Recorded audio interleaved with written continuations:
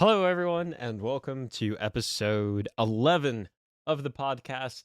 My name is Toby, And I'm Seth. and we are the Swineybro. We welcome you to the Swineybros podcast.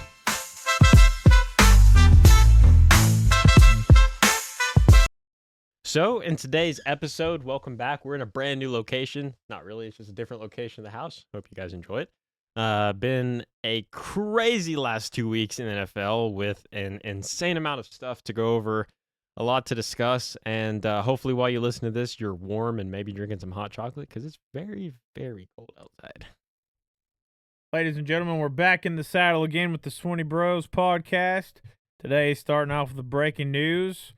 Today is, just for some clarity, Monday, November the 10th. This is fresh off the press. Today, the New York Giants have decided to part ways with head coach Brian Daboll. Everybody thought it was coming. Hate to see it coming. Brian Daboll's a very talented individual. Maybe he should just stay with being an offensive coordinator.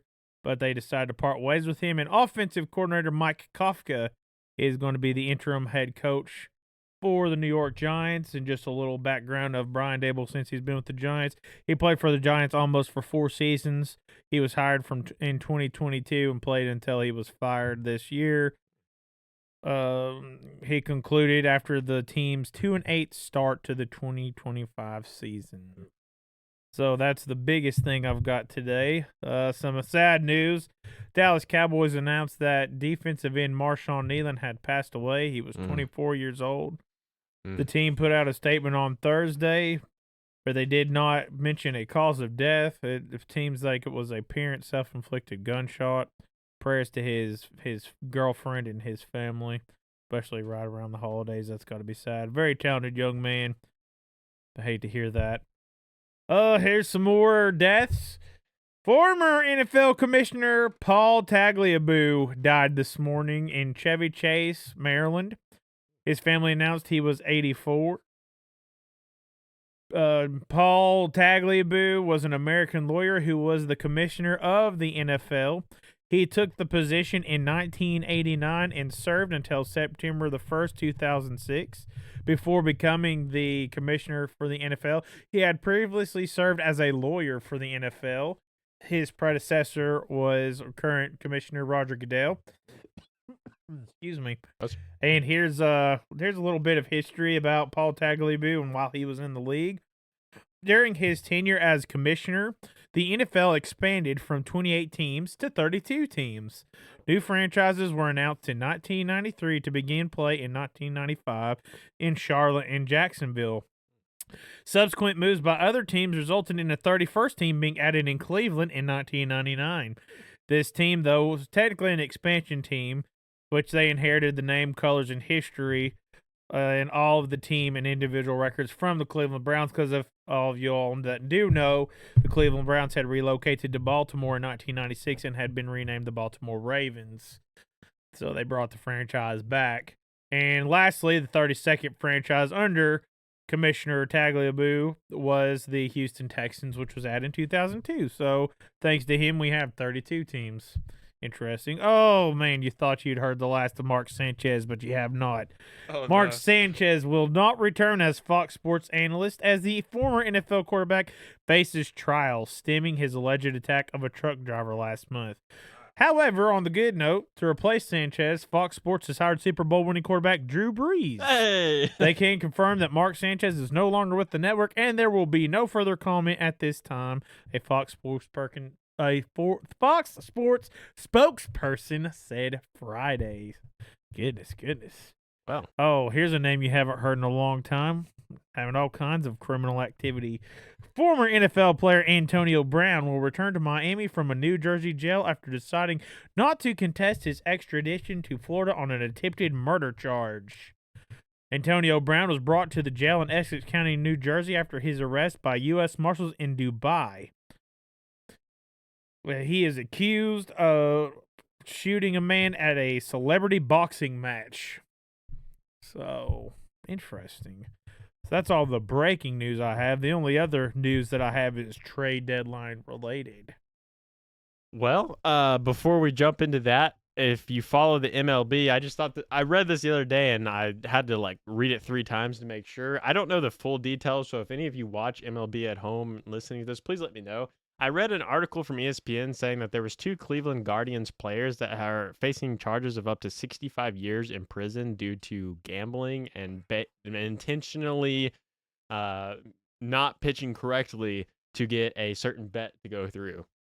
65 years in prison is what ESPN was saying they could face. So lots and lots of criminal. We just can't avoid it. We just can't avoid criminal activity, no matter as long as you go. I hate to see that with all the deaths. I mean, James says life appears for a short time, then vanishes away, and very, very true. You never know when your last day is. Hate to see it though when they're super young. Trade deadline news. All right, so as most of you know, the NFL trade deadline is November the 4th. We are well past that margin, but let's just do some review here. Talk about some trades that happened. Sauce Gardner. That's coming up. Okay, we're gonna start off small and kind of build up to the big stuff. Miami Dolphins traded their edge rusher Jalen Phillips to the Philadelphia Eagles in exchange for a 2026 third-round pick. With the addition of this trade, which was the third trade that the Eagles have made during the trade week, they have really beefed up their defense. They got edge rusher Jalen Phillips from Miami. They added quarterback J. Alexander and cornerback Michael Carter. So that's 3 defensive additions to Philadelphia. Wow. The Titans decided to trade their edge rusher Draymond Jones to the Ravens for a conditional 5th-round pick. The Cowboys got linebacker Logan Wilson right before the NFL trade deadline. Dallas sent a 2026 7th-round draft to Cincinnati for Wilson.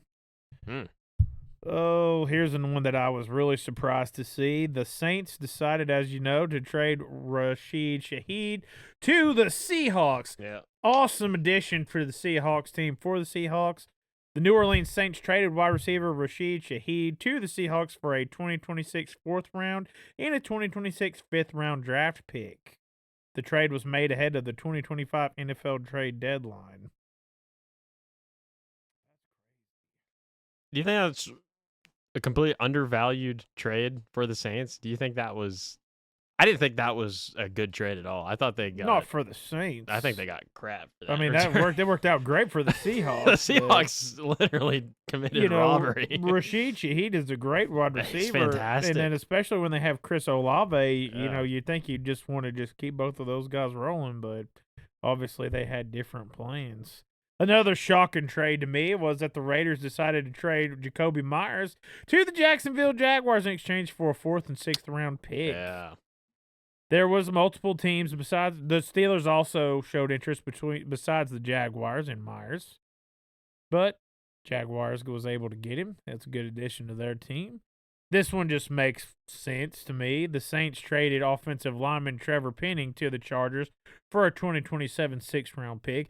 It makes sense to me on the Charger side because Joe Alt had season-ending ankle surgery. He's going to have surgery, so he's going to try to bridge the gap for that. So that makes sense for the Chargers. And then here we go. We're getting into the bread and butter, the thick of it. Colts traded 2 first-round picks to the Jets for cornerback Sauce Gardner. Crazy! Not only did the Jets trade Sauce Gardner, they also traded Keenan Williams to the Cowboys, their Pro Bowl defensive tackle. So, Colts gave up 2 first-round picks. Cowboys gave up a 2026 second-round pick and a 2027 first-round pick. Also, they gave up their defensive tackle, Maisie Smith, to the Jets to complete the trade for Williams. Crazy moves going on in the Jets. So, the Jets traded 3 players, Sauce Gardner, Keenan Williams, and Michael Carter.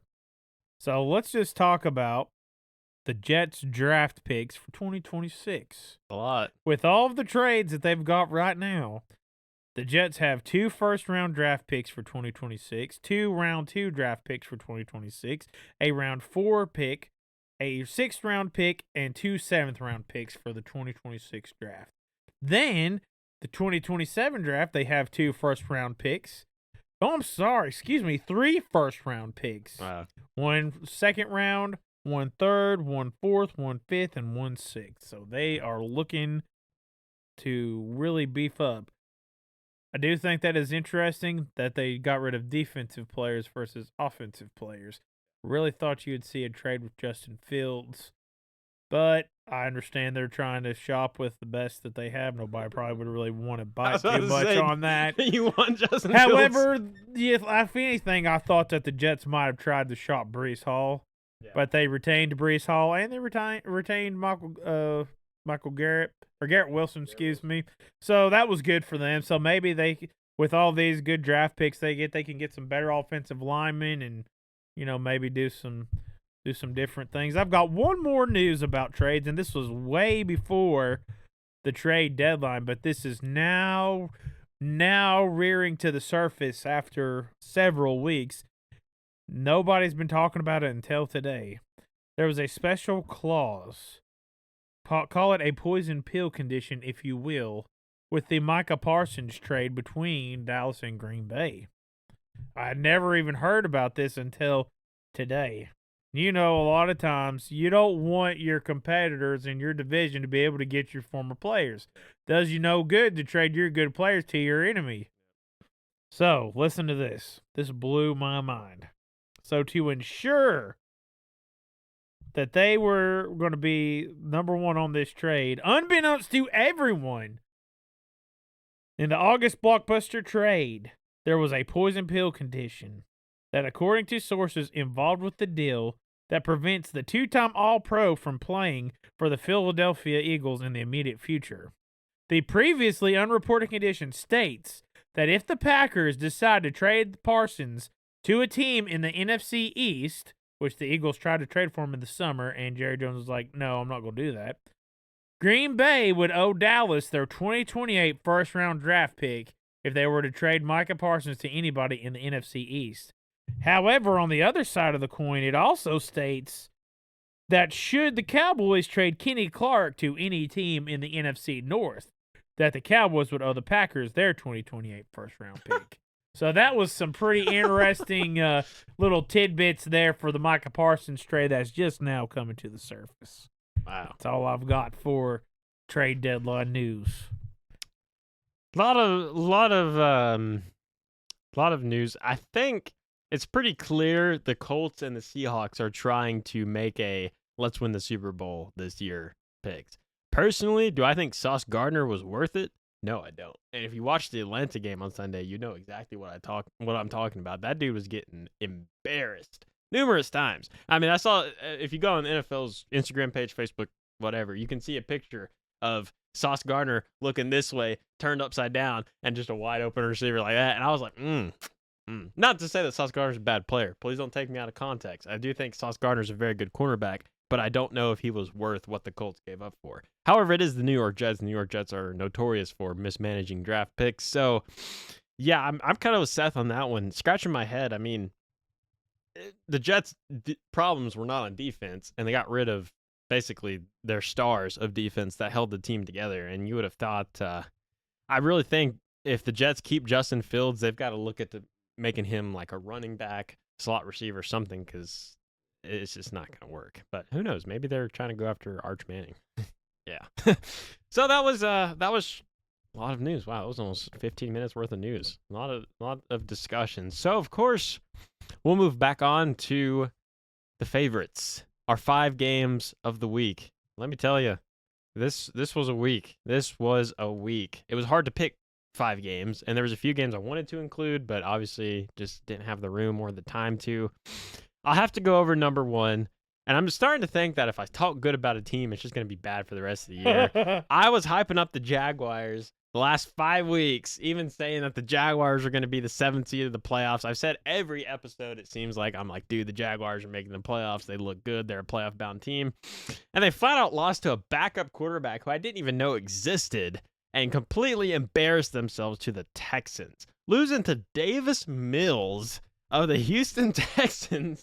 Nico Collins just needed a backup quarterback to get 136 receiving yards through the air. Woody Marks at running back with 63 yards on the ground. Nick Chubb with 47. I mean, if you watch this game or even check the score, entering the fourth quarter, it was 29-10 Ooh. Jaguars looked like they were selling comfortably. And in Trevor Lawrence fashion, the Houston team put up 26 unanswered points on the Jaguars.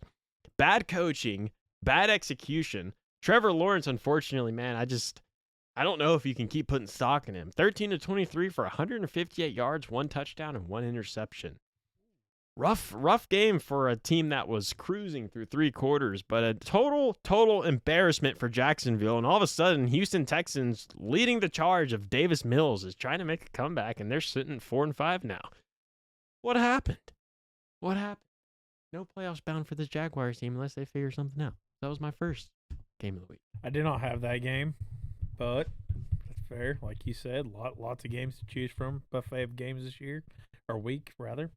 My number one game of the week would have to be the game in Berlin. Ooh. The Indianapolis Colts and the Atlanta Falcons, 31-25 from overtime. What a game this was. Jonathan Taylor, 244 yards, 3 touchdowns against the Falcons defense that's supposed to have one of the best run defenses in the NFL. I don't know if they were asleep or what, but you got to give them their props. Colts are, Super Bowl favorites right now. And they hung with them and went to overtime. Now, when you look at yards, Indianapolis had them beat big time. Daniel Jones, 255 yards, 1 touchdown, 1 interception. Jonathan Taylor was the biggest difference, though. 244 yards, 3 touchdowns. 32 carries is nuts. That's crazy. That's nuts. Bijan Robinson had a good game, 84 yards. Drake London, 6 receptions for 104 yards and a touchdown. Yeah. Michael Penix Jr. hanging out there with 177 passing yards. Total yards for the Colts, 519 to the Falcons, 290. But this game went into overtime. Yep. However, I want to talk about Jonathan Taylor. After Taylor had made his touchdown and put the Colts up in front, 22-17, with his not 10-yard touchdown, not 5-yard touchdown, his 83-yard touchdown run, which was the longest run of the season. This put him past Hall of Famer Jaron James for the most rushing touchdowns in Colts history. Oh. And Jaron James had 65 rushing touchdowns. So Jonathan Taylor has now surpassed the great Jaron James for most rushing touchdowns in Colts history. Wow. What a crazy game. Atlanta had the lead well into the fourth quarter. 25-22. Then Colts end up tying it up 25-25. They go into overtime. Falcons get the ball first. They run 5 plays for -8 yards. Just couldn't get anything going offensively. They punt it to the Colts, and the Colts were able to get a touchdown and seal the deal. Crazy, crazy game for Berlin. Yeah, I watched a decent amount of this game. Not all of it, but I got to catch definitely the important parts. And I think the stats are kind of a little deceiving for Daniel Jones. He was 19 of 26 for 255 yards, but Atlanta had him read pretty well, and he didn't get a lot of those yards until the fourth quarter. In Daniel Jones fashion, I mean, he started getting warm, but they shut Daniel Jones down pretty well. Did not shut Jonathan Taylor down at all. This was also my second game of the week. Well, Seth's big game of the week, my second game of the week. It was crazy. I mean, Michael Penix Jr. really had a bad game. That's not to undermine the Colts defense, but it wasn't so much the Colts defense as it was open receivers getting separation, and Michael Penix Jr. was just missing. He was just straight up missing him. He was throwing out of bounds. He was throwing too far to the left, over the middle, deflected. It was a rough game for him. Atlanta held on by a thread for most of this game defensively, keeping their team in the game. But I mean, everyone on Indianapolis, dude, I picked up Alec Pierce and I didn't put him in this week on fantasy. Big mistake. I was like, Dalton Kincaid dropped 20-some points last week, and dude goes out with a hamstring injury second quarter, and he was the leading Bills receiver at the time of that. About the only highlight from that game. We'll talk more about that later. Was my second game of the week. Like I said, Seth went over the gold of that game. So the third game of the week, phew, man. I'm glad we didn't do anything last week, because if I picked this game, I would have picked Baker Magic. There was no Baker Magic this time. It was Drake May Magic. 28-23. 7-7-7-7 each quarter from the Patriots. Tampa Bay hanging in, trying to do what they could. But the New England Patriots, man, listen.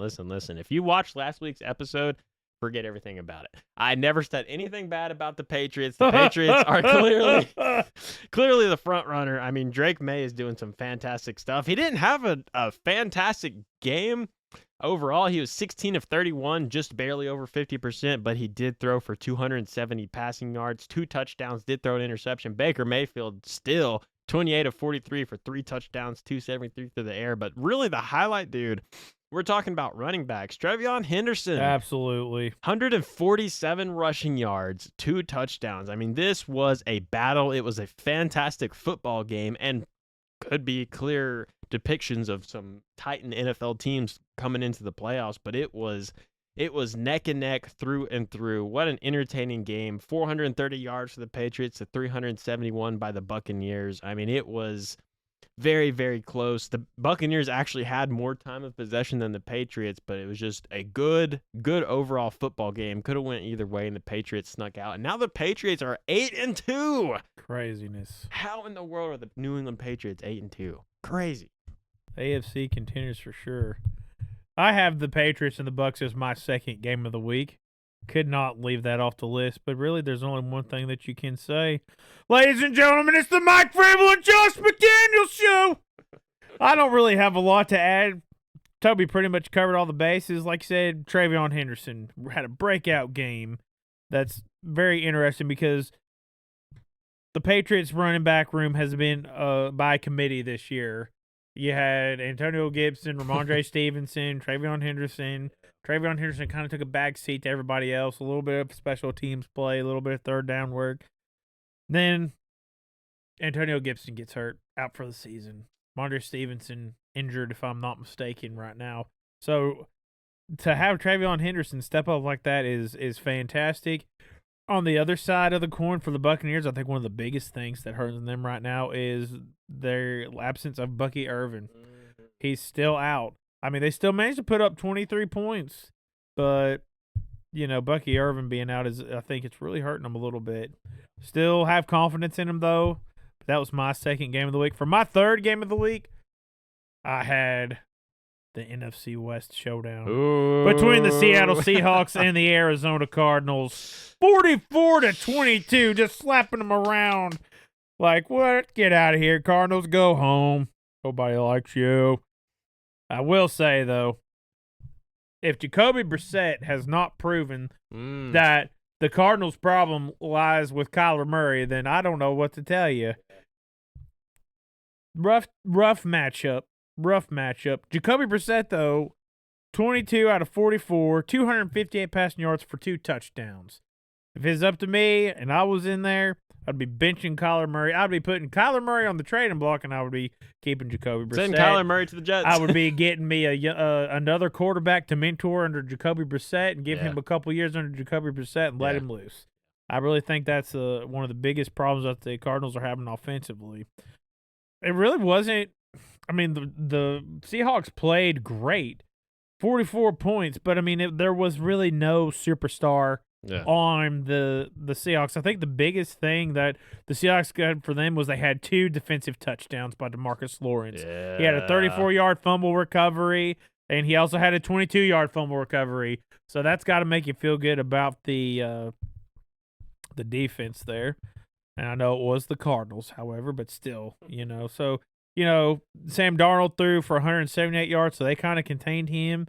He was 10 for 12, though, for his completions. He didn't have a lot of passes, but, he was 10 for 12. Yeah. He did throw 1 interception. Zach Charbonnet got a touchdown. Jackson Smith and Jigba got a touchdown. So, very well played. Seattle's just showing that they belong and that they're one of the top dogs of the NFC West. I think the Cardinals, I didn't have this game, but I will just talk a little. Jacoby Brissett, too, you got to remember in this game, he was getting, chased, pretty much felt like every play. I mean, the dude, for the game he had to deal with, he put up as good numbers as he could have. And the Seahawks do have a pretty stout defense as well.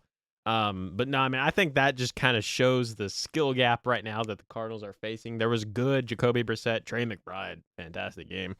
But the Seahawks are just clearly in elite status right now. I don't think there's a whole lot to hang your head on as a Cardinals fan. I think you're just understanding that you're kind of trying to figure out a lot of the pieces, and honestly, some of it might be on the coaching side. For my fourth game of the week, the classic choke, I had to pick the Bears and the Giants. I almost never talk about the Chicago Bears or the New York Giants because there's generally not much to talk about. But there's something to talk about this season with the Chicago Bears. Caleb Williams, dude, doing his magic in the fourth quarter. The Giants, in Giants fashion, were cruising in the first three quarters. I was like, wow, like the Giants, Jackson Dart, entering concussion protocol again. We'll talk more about that. Entering the fourth quarter, the Giants had a respectable lead of a touchdown. They were up 17-10, went up 20-10 at one point, and Caleb Williams doing that fourth quarter magic brought the team back 20 of 36, 220 yards, one touchdown. DeAndre Swift, 13 carries for 80 yards. Ooh. Caleb Williams also ran 8 carries for 63 yards. Wow. Rome Odunze, 6 catches for 86 yards and a touchdown. He's been clear number one target for Caleb Williams. But, I mean, on the Giants side of things, you knew after this game, head coach was getting fired. You just knew it. But Jackson Dart, dude, how's no one talking about this dude's concussion protocols? I didn't know he's been evaluated for a concussion 4 times this season. Rough. I didn't know Tua played for the Giants. What is happening over here? Tyrone Tracy Jr., 14 carries, 71 yards. Devin Singletary, only 20 yards on the ground. Of course, I had him in my fantasy lineup. Of course.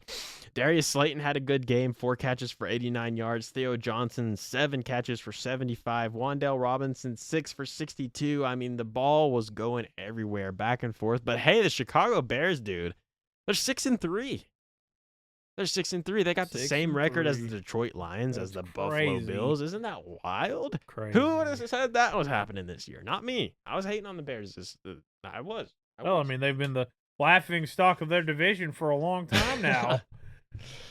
It's amazing what a fresh mindset and perspective with a new coach will do for an offense when you got the right weapons. That magic of Ben Johnson, man. Tell you. Maybe the 1980 Bears are starting to get a little revitalization. They're channeling some good stuff here. Crazy. I did not have that one on my list. We got some very different games this week. For my fourth game of the week, I had to go with the other NFC West matchup between the LA Rams and the San Francisco 49ers. LA has just proven, just like the Seahawks, that they're one of the top dogs and that they are a force to be reckoned with. Daggone, 42-26, just smacked the 49ers around like they didn't even show up. But the crazy thing is, LA only got 8 more yards than San Francisco. LA, 401 yards. San Francisco, 393. Matthew Stafford, 24 out of 36, 280 yards for 4 touchdowns. Oh, wow. Kyron Williams, 14 carries, 70 yards, 2 touchdowns. Devontae Adams, 77 yards, 6 receptions for 1 touchdown. Mac Jones, he had a good completion, 33 out of 39 for 3 touchdowns, 1 interception. Wow. Brian Robinson Jr., 1 touchdown. He didn't have a lot of yards, but he did have a touchdown. Him and Christian McCaffrey, they split carries. And to believe it or not, he actually had more rushing yards than Christian McCaffrey. Now, Christian McCaffrey was involved in the passing game. Brian Robinson Jr. is not, but he did rush more than Christian McCaffrey did. George Kittle got a touchdown, 9 receptions for 84 yards. I'm telling you, this division is going to come down to the Rams and the Seahawks. And it's just going to be a matter of who shows up to play more. Both of them put up over 40 points this week against their division opponent. Surely they're making a statement saying we belong at the top. Belong at the top. NFC is crazy this year. And to beat it all, Puka Nacua only had 5 receptions for 64 yards. He was only targeted 6 times. So that shows you, even with not a lot of involvement with Puka Nacua, this Rams offense is still chugging along. Choo-choo. Interested to see the matchup between these two top dogs. I mean, it's crazy to think that you could look and be like, the Seahawks, the Rams, the Packers, and the Lions all seem like Super Bowl contenders this year. That's crazy. NFC stacks, man. NFC stacks. Agreed. So for my final game of the week, Heartbreak City. Let's talk about it. The Miami Dolphins and the Buffalo Bills. Oh, no. Let's talk about it. Let's talk about it. Give me a brown paper bag. I mean, it kind of felt really, really weird when I looked at the stats of this game because, truthfully, I wasn't expecting to see what I saw. But Josh Allen had 306 passing yards, 28 of 40 for 2 touchdowns and 1 interception. Tua only threw for 173 yards, was 15 of 21, 2 touchdowns, and 2 interceptions. The big killer, James Cook. Sorry, buddy. He didn't have a good week. Only 53 rushing yards. Devon Achane, 22 carries, 174 rushing yards, and 2 touchdowns. What the heck happened to Buffalo? That's what that strainer defense gets you. Nothing but holes. Nothing but I really holes. think that the absence of Ed Oliver is making a big difference defensively. I mean, 5 of 15 on third down for the Bills. They outgained Miami by 6 respectable yards, but they had 3 turnovers. Like, I don't understand how you go to Charlotte and decimate Carolina 40-9. You've already played Miami once, and you smoked them. Well, I wouldn't say smoke, but you beat them, and by a pretty good amount. And then you just totally choke the second time around. What's going on, guys? Like, this is not showing playoff contenders to me. Not when you lose to Mike McDaniels, of all people. What a clown that guy is, but that's another subject for another day. I mean, like, if I was the Buffalo Bills in the trade deadline, I would have put some eggs in a basket, and I would have tried to get a good wide receiver. When you watch these games, Khalil Shakir is doing what he can, and I think he is a talented wide receiver. Please don't get me wrong. But the Bills' wide receiving core sucks. It's awful. work. Like Josh Allen, dude, I mean, it's like when Patrick Mahomes had no receivers. He's doing everything he can. But like when you watch these plays, there's no separation. Like these dudes can't get open.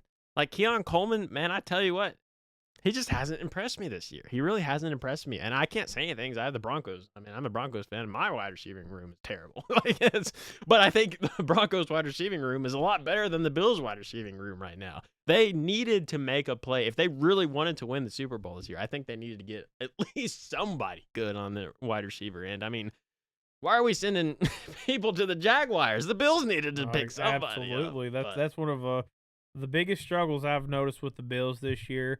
Offensively is wide receivers, and then defensive, they're just all over the place. They're clueless. They look like they don't have a clue what's going on. Wide open holes for a run. How do you let somebody run all over you like that? Like, I don't know if they just paid James Cook too much money and they just said, we don't got any left. But, like, you've had Josh Allen in his literal prime, in his MVP form for how many years now? And it's still like, man, we just can't put talent around him. First, it was running back. They didn't get James Cook, and now the dude has no one to throw the ball to. I mean, Dalton Kincaid was leading the game until he got a hamstring. I mean, I know Dalton Kincaid's a good tight end. Don't get me wrong, but, like, ooh-wee, man.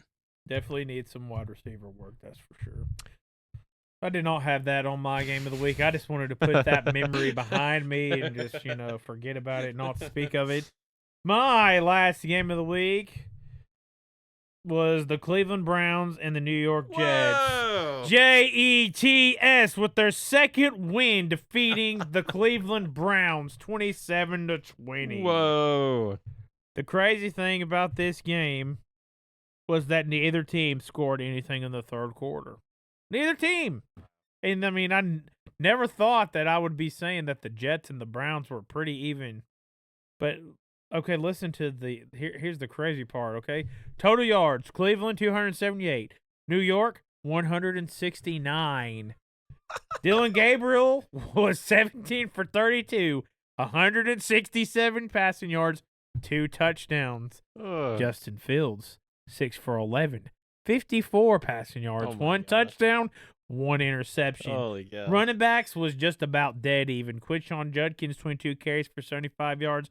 Brees Hall, 21 carries for 83 yards. I will say, though, however, Quinshon Judkins is looking like that franchise running back for Cleveland. He's really looking good. Yeah. And I think if the Browns can get some more offensive weapons, he will shine in that offense.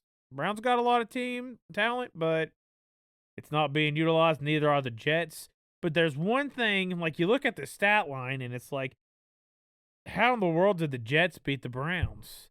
My friend, let me tell you, this game was a game of special teams for the Jets. Okay? Kene Wangu, 99-yard kickoff return for a touchdown. How awesome is that? Like, anytime you see that, that's just exciting, you know? Like, when Travion Henderson did it in the preseason, everybody just went crazy. So, you know, you had Kene Wangu with a 99-yard kickoff return. Then you had Isaiah Williams with a 74-yard punt return for a touchdown. And then Nick Folk was able to get 2 field goals. So the biggest thing for the Jets was special teams. So you know that they don't have any problems in the special teams department. And it looks like Cleveland's got quite some holes to fill in their defense. But, you know, that's what this game boiled down to, was a game of special teams, and I had to give the Jets a shout out there for getting a win.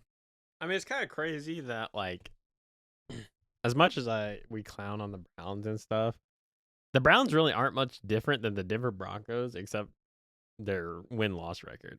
Like, their defense, yeah, flip-flop it. It makes you wonder. It's like, okay, what's the difference here? Because the Broncos at times have a worse offense than the Browns do. I mean, the Broncos played the worst defense in the NFL, and the Raiders and only put up 10 points and still won the game.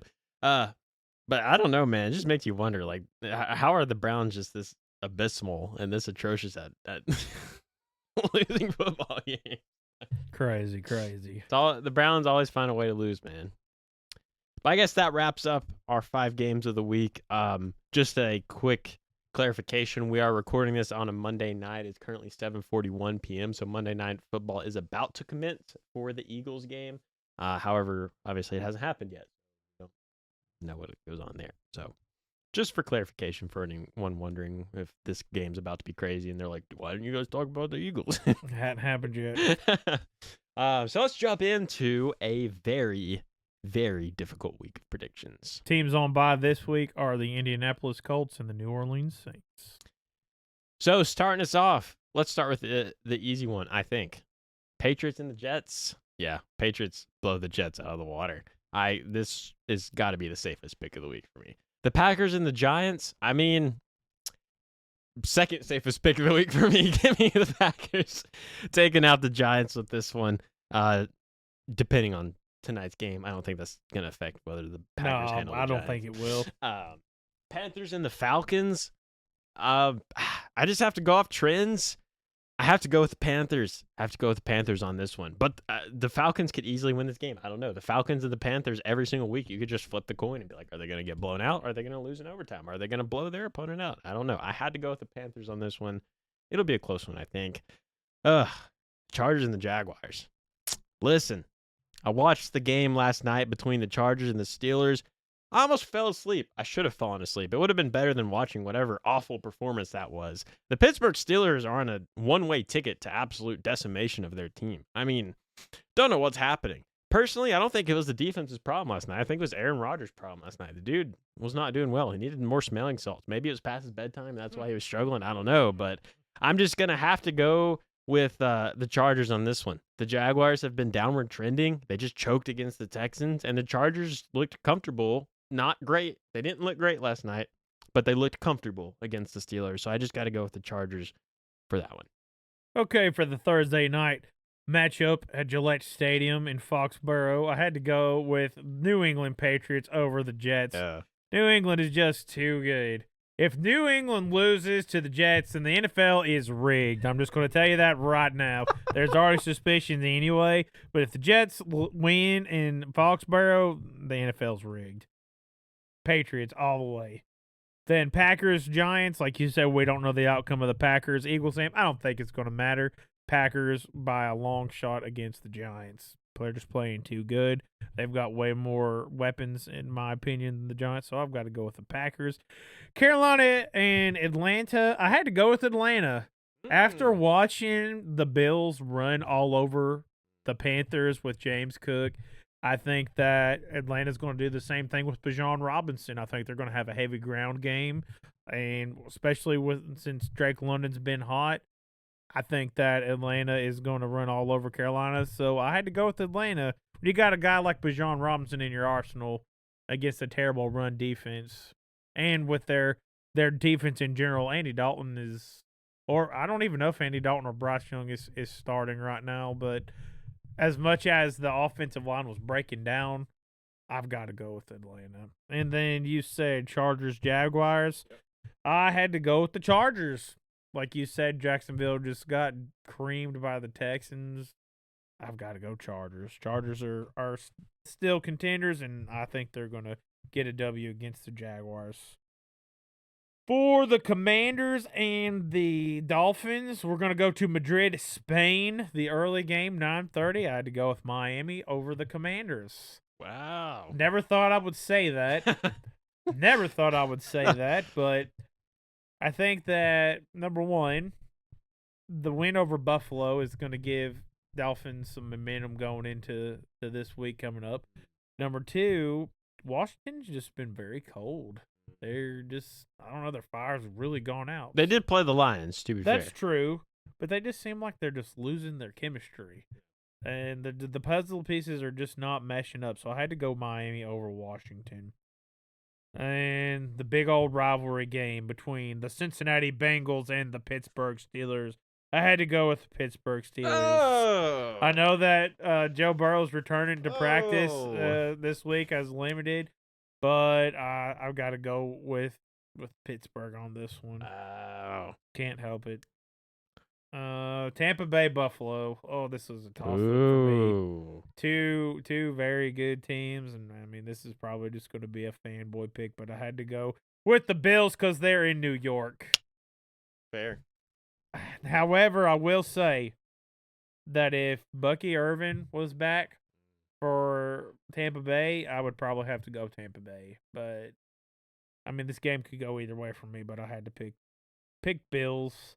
So 1, 2, 3. So another division matchup game between the Houston Texans and the Tennessee Titans at Nissan Stadium. I had to go with the Houston Texans over the Tennessee Titans. Did you guys see those memes where it's like bye week 38 Titans 3?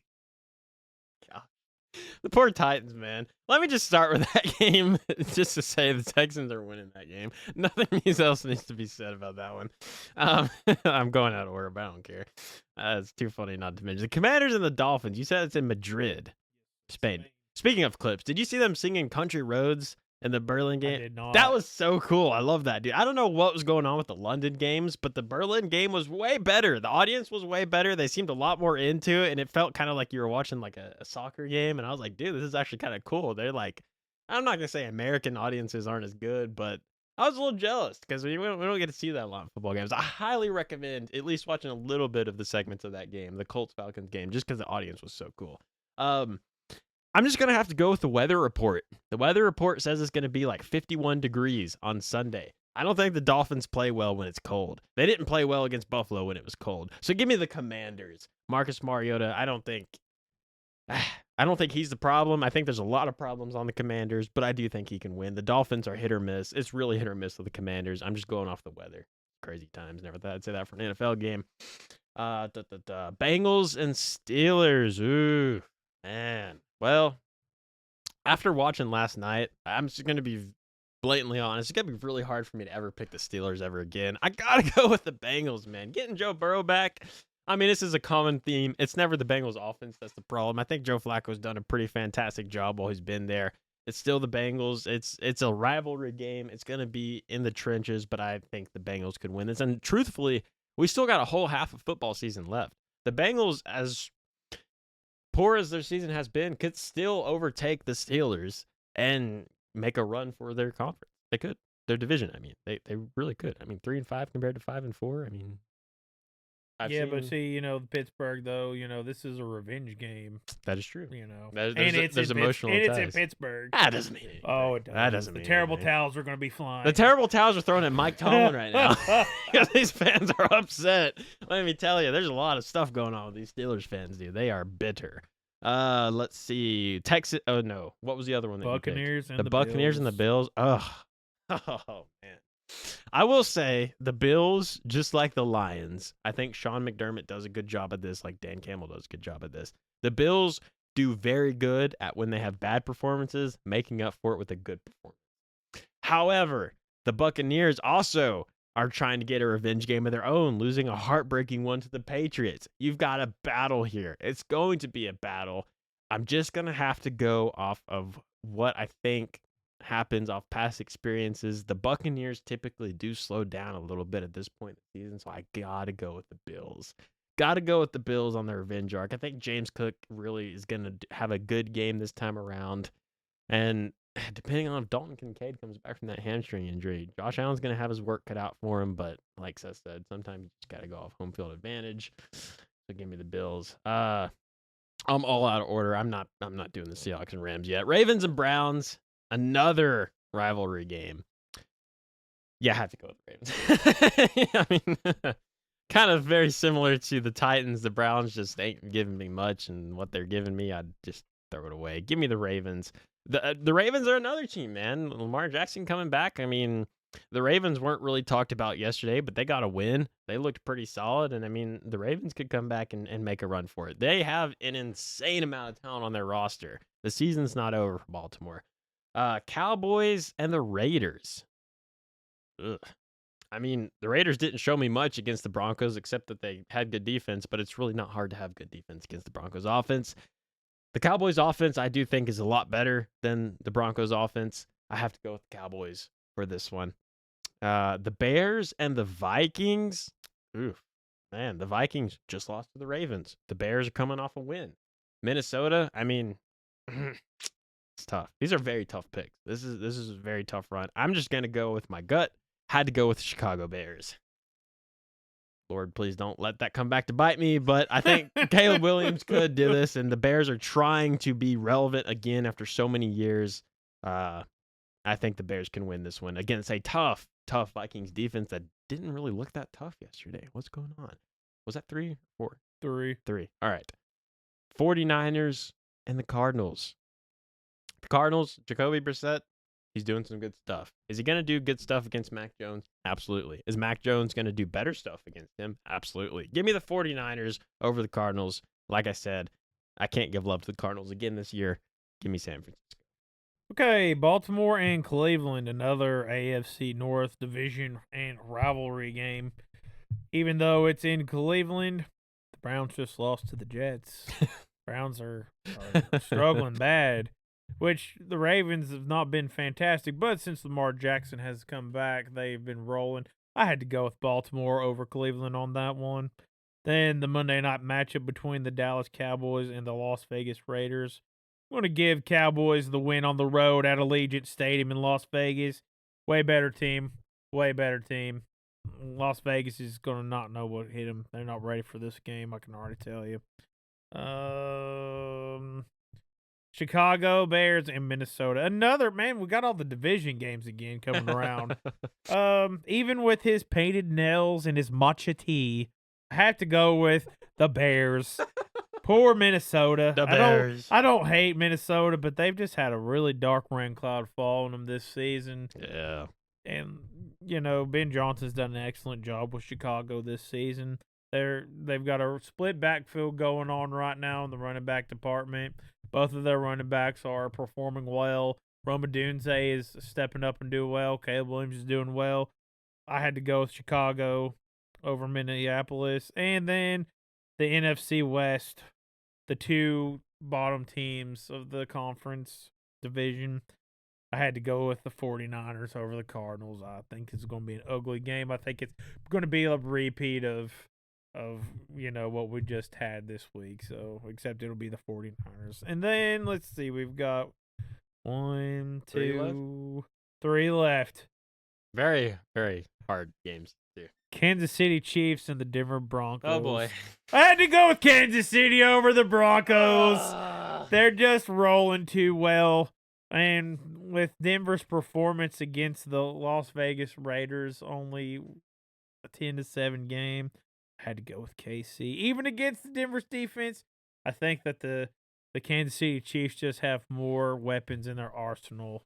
Even though it is in Denver, I had to go with KC. Then Seattle and the LA Rams. This was a very tough call for me.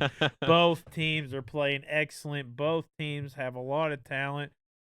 Seattle, I think, has a little bit better defense than the Rams do, but however, I had to go with Matt Stafford and the Rams to beat the Seahawks on this one.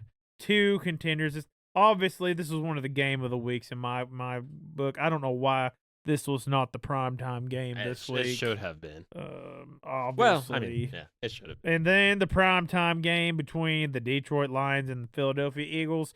Detroit all the way with the win on the road. Wow. All right, well, let's just jump into it. Just like Seth said, he gets nervous every time the Bills face the Dolphins. I get nervous every time the Broncos play the Chiefs. And I'm going to be honest, I'm shaking in my boots for this one. I really am. I mean, yeah, the Broncos are 8-2, and dude, they've won some tough games, but the Chiefs have some formidable weapons on the offense, and their defense is pretty good. I don't care. Give me the Broncos over the Chiefs. That Mile High Stadium, man, Kansas City, they do have a history of not performing as well in the Arrowhead Stadium. I mean, when they're not at Arrowhead Stadium, they can still do some crazy stuff. So, I don't know. It's hard because the bias is running very high in this one. But I do think, like, the Broncos still, regardless, they're still 8-2, and they still are winning games. And yes, they're still atop the division. So it's not like we're playing a cakewalk. And the Broncos, listen, if we score 28 points and 21 points comes from defense, I'll take it. A win is a win in the NFL any day of the year. Give me the Broncos. I'll save the Seahawks and Rams for that. Lions and Eagles. Gosh, this one's a hard one. I do think tonight's performance of the Eagles against the Packers will give me a good indicator of what's to come for this game. But the Eagles, man, like Seth mentioned, they've been adding some formidable, some worthy people on these trades. Do I think the Lions can beat the Eagles? I really do. The Lions just have been too inconsistent when it matters most for me to the point where I can still feel comfortable. So I have to go with the Eagles on this one. I very, very rarely pick against the Lions, but like I said, I want to see what happens tonight. I do really think the Eagles can beat the Lions, and I do think the Eagles will beat the Packers tonight. Just throwing that out there. Last but not least, goodness gracious, the Seahawks and the Rams should have been the prime time. Is the prime time for America. Forget what the NFL says. Yeah, this one's going to be tough. I'm just going to throw this out there because I was going to mention it earlier, and I was like, we'll save it for the predictions. I think Matthew Stafford is going to go down in history as one of the most overlooked, underrated quarterbacks ever. But when you ask Tom Brady, Drew Brees, Peyton Manning, like, man, who's some of the best quarterbacks? They always mention Matthew Stafford. And yeah, Sam Darnold is really, really good. But you know who's a Super Bowl champion who looks incredible? It's Matthew Stafford. The Rams look incredible. So do the Seahawks. It's going to be crazy. It wouldn't surprise me if both teams score 50 points. Give me Matthew Stafford. The dude's going crazy. I mean, Matthew Stafford, in my opinion, is a top 3 quarterback in the NFL right now. No doubt about it. Matthew Stafford is looking fantastic, and I think Sam Darnold's looking fantastic too. It's going to be a crazy game. Flip a coin and make the pick, but I give the Rams a very, very slight edge. So does that wrap up? That is predictions. That's the games of the week. That's everything. All the meat and potatoes. So now I can sit back, kick back, and enjoy a little milkshake right here. NFL trivia. You want to go first? Sure. All right, so we talked about the former commissioner, Mr. Tagliabue, going from 28 teams to 32 teams during his time as NFL commissioner. Okay. So my trivia question is, oh boy, how many teams did the NFL originally start with in its inaugural season in 1920? 1920. How many teams did the NFL start with in its inaugural 1920 season? All right. It's not going to be a lot. I can tell you that. I know it's not above 30. It's definitely not above 30. I've got 2 different numbers in my head. I'm going to go with 22. Good answer, though. The NFL, which originally was the American Professional Football Association, started with 14 teams in its inaugural 1920 I thought you were going to say like 24. I will tell you the only 2 original teams left from that 1920 the Green Bay season, Packers, and then I will tell you the other founding teams, okay? The original 2 surviving teams, which are the only two original franchises that still exist today, are the Arizona Cardinals, And the Green which Bay were Packers? formerly the Racine Cardinals, and the Chicago Bears, which Ah. were formerly the Decatur Staleys. The founding 14 teams were the Akron Pros, the Canton Bulldogs, Camden. the Chicago Bears, Canton, Ohio, where they have the Hall of Fame game. Oh. Chicago Bears, Bears. the Chicago Tigers, What? the Cleveland Tigers, What? the Columbus Panhandles, the Dayton Triangles, the Detroit Heralds, the Hammond Pros, the Muncie Flyers, the Racing Cardinals, the Rochester Jeffersons, Jefferson. the Rock Island Independents, Jefferson. and the Buffalo All-Americans. That is your 14 inaugural 1920 NFL teams. Dude, I can't wait for the Jeffersons to play the All-Americans. Hey, buddy, that's probably a big rivalry game. It goes to show the cultural difference of time back then of what was considered popular. There's 14, 4-3 with Tigers as their name? Come on, guys, have some originality. You're in the same state. Like, can't wait for the Tigers to play the Tigers, dude. Oh, good question. Good question. That's a nice little nice there. All right, my NFL trivia question. We know the Patriots have won a lot of Super Bowls. Which quarterback led the Patriots to their very first Super Bowl appearance? Drew Bledsoe. No, incorrect. Oh! Incorrect. He threw that one out fast. No hesitation. It was Tony Eason. The Patriots first went to the Super Bowl following the 1985 season versus the Bears. Tony Eason was the starting quarterback. The Pats went back following the 1996 season versus the Packers, and Drew Bledsoe was the quarterback. The Pats were 0-2 before Tom Brady came along. So, very close. Very, very close. Very close. And then, last but not least, before I jump into my NFL fun fact, anything you want to add to any of that? All right. So, I thought this was actually really cool. The 1971 playoff game on Christmas Day between the Kansas City Chiefs and Miami Dolphins lasted an exhausting 82 minutes and 20 seconds of play. This included the 4 quarters of 15 minutes each, plus 22 minutes and 20 seconds of overtime, the longest professional game ever recorded. Wow. And the Miami Dolphins won on Christmas Day. Interesting. Thought that was pretty cool. Before we move on to anything else, I do want to answer a question that was submitted by Pigskin Crazy. Oh, Not on the must have Google missed Doc, it. but it was on a YouTube comment. I think it was on YouTube. I forget tracking all social medias. He did ask me specifically. He said, Toby, when and why did I become a Lakers fan and how long I've been a Lakers fan? So I mentioned the NBA last week, and of course, if you didn't notice, I did have a Lakers hoodie on. So for a very, very long time, I've had 3 favorite NBA teams, and that has been the Los Angeles Lakers, the Miami Heat, and the Atlanta Hawks.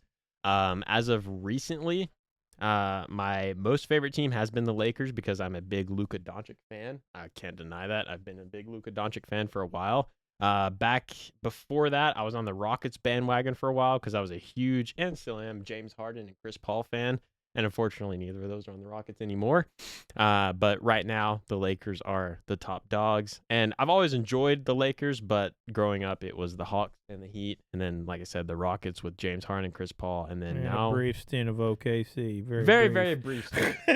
Very, very minimal brief stint of OKC. But that was back in the Kevin Durant era. And, well, there was a lot of things in OKC. And now OKC is really good. So, but thank you for that question. Obviously, if there's anything you guys want to hear about the NBA or hear us talk about the NBA, please don't hesitate to bring it up. But I will say, game of the week, Rams and the Seahawks. Post your prediction in the comments section. Let us know. Who do you think's going to win? Give us some feedback. As always, thanks for listening. If we don't see you before then, we don't have a broadcast before Thanksgiving, may everybody have a true thank God for what you have. A lot of people are struggling right now, but I pray that everyone has a blessed and happy Thanksgiving. God bless. We'll see you on the next episode. As always, we thank you and appreciate for the support you've had. Recently, we just hit 50 subscribers on the channel and 50 videos at the same time. So I thought that was a pretty cool tidbit. A lot of crazy stuff going on, a lot of very busy schedules for Seth and I both, but we've been trying very hard to still put out content, still put out shorts, still record episodes. So we thank you guys for still following along and interacting and giving time out of your day just to watch the podcast. It really does mean a lot. And as always, thank you so much for watching. We'll see you next week or sometime in the future for episode 12.